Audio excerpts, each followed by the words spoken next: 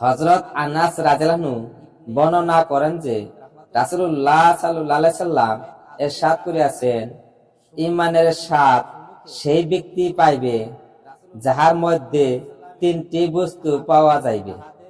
ঈমানের স্বাদ সেই ব্যক্তি পাইবে যাহার মধ্যে তিনটি বস্তু পাওয়া যাইবে।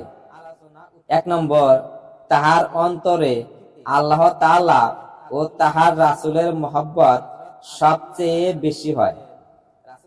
আল্লাহ তাআলা ও তাহার রাসূলের মহব্বত সবচেয়ে বেশি হয়। নাম্বার 2, যে কোনো ব্যক্তির সাথেই মহব্বত হয়, যে কোনো ব্যক্তির সাথেই তাহার মহব্বত হয়, শুধু উহা আল্লাহ তাআলার জন্যই হয়, শুধু উহা আল্লাহ তাআলার জন্যই হয়। নাম্বার 3,